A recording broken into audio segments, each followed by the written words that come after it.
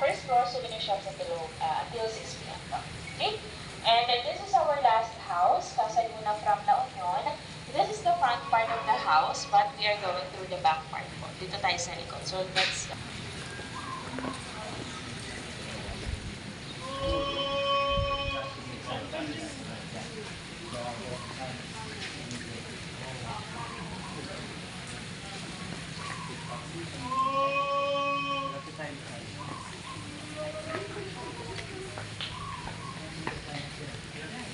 And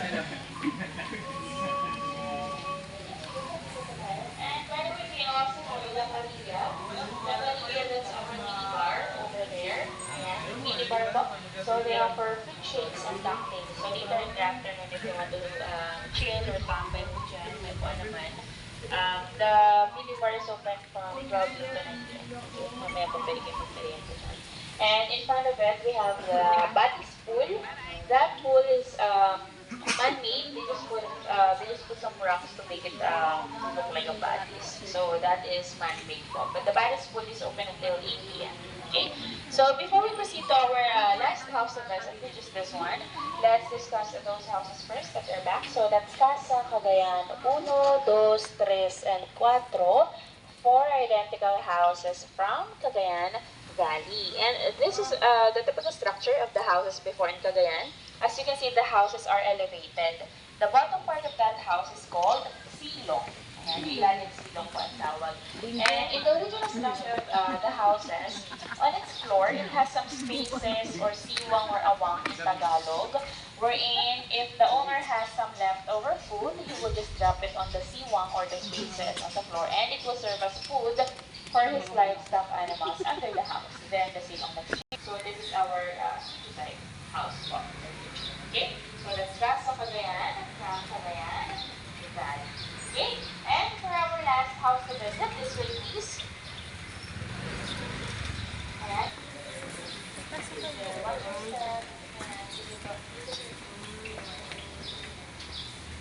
Sige ma'am, stop na po kayo dyan. Stop na po. Stop na kayo ma'am.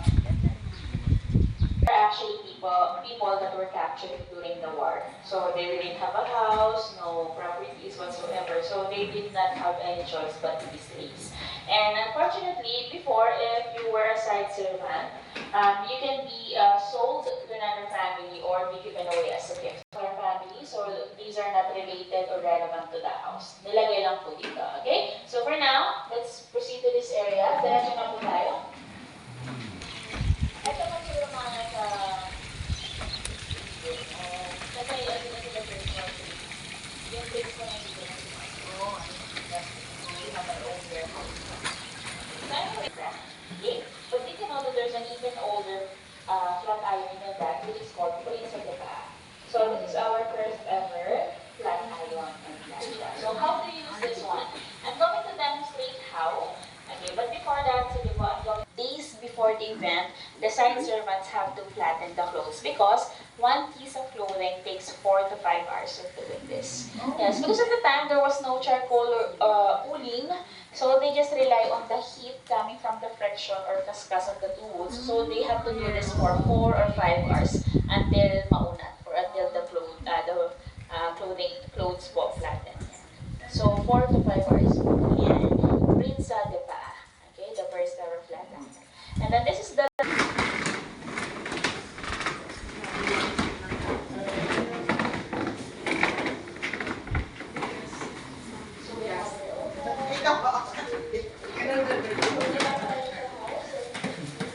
Bili ko kayo palitaw. Kachinta.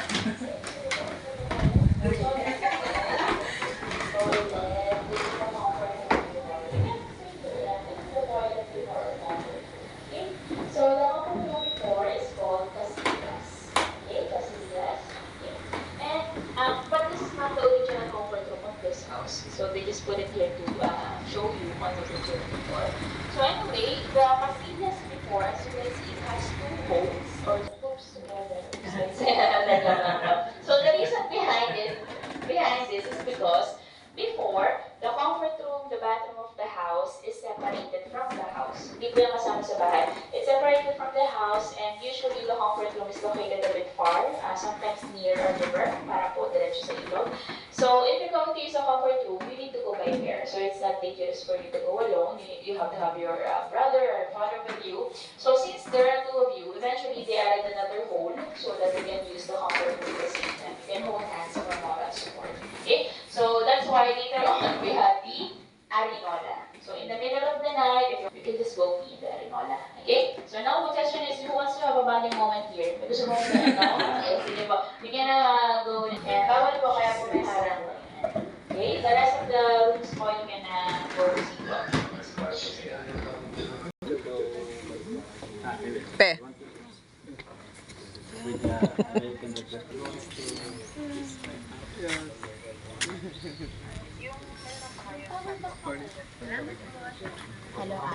So for my group, nandito na po lahat. Okay? So again po, for the activities, balik po kayo sa greenhouse, that's nasa Lubao. The restaurant po opens at 12 noon. So kung hindi pa po kayo nagbabasa, pwede po muna kayo magbalsa. And then have your lunch at 12 noon. 12 to 2 po yung later. So anyway, since this is our last house, Sama naman. okay, so yung last of my group,